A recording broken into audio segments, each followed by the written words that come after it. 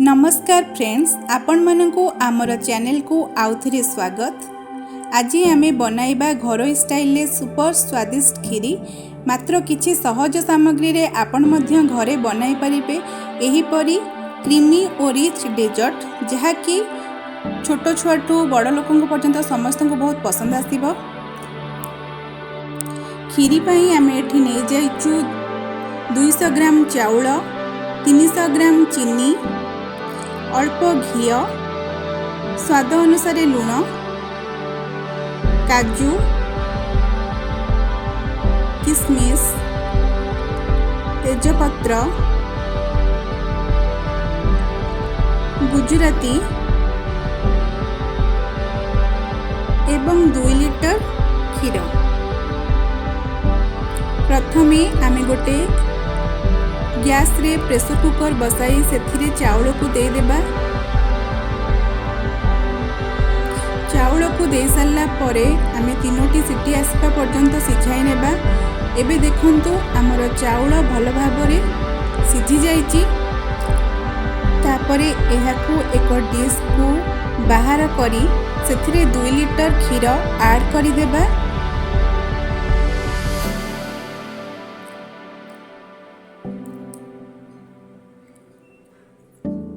क्षीर add कर सारा परे आमे भल भाबरे मिक्स करी फुटिबा को छाड़ी देबा। सेथिरे स्वाद अनुसार लुण एवं चीनी को ऐड करिबा। खीरी को कंटिन्यूअस मिक्स करिबा, नहले तळु लागि जाई पारे।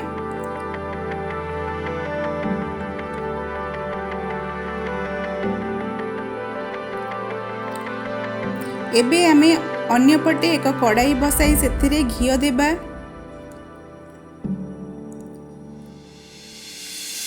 घी गरम होला परे सेथिरे आमे काजू को दे भाजिबा।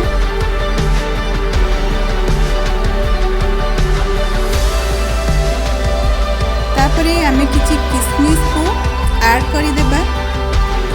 काजू एवं किशमिश को गोल्डन ब्राउन हेबा पर्यंत भाजी नेबा। एबे देखंतु हमर गोल्डन ब्राउन कलर हे आसलानी। याकू हमें बाहर करि देबा। सेही घी रे एबे किछि चीनी दे भाजीबा। चीनी हमें एठी नेचु खीरी को रेड कलर करबा पई, जेमिति कि हमर भोजी स्टाइल ले खीरीटी सुंदर देखा जिवो।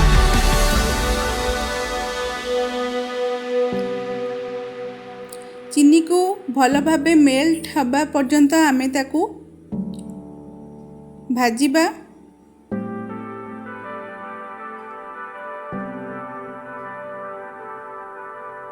देखंतु चीनी एठी हमर भल भाबरे मेल्ट हे गलानी। एबे याको खीरी रे ऐड करि देबा एवं भल भाबरे मिक्स करि नेबा।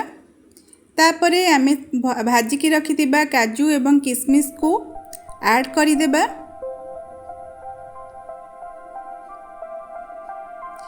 एबे हमर प्रस्तुत हो जाइछि अति सहज रे स्वादिष्ट खीरी।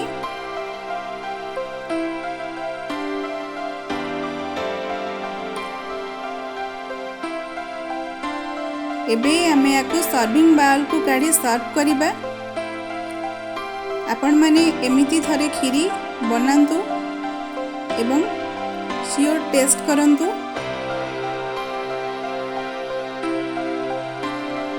वीडियोटी जदि आपन को भल लागि थाए देन लाइक शेयर सब्सक्राइब करबा को भूलिबे नहीं। धन्यवाद।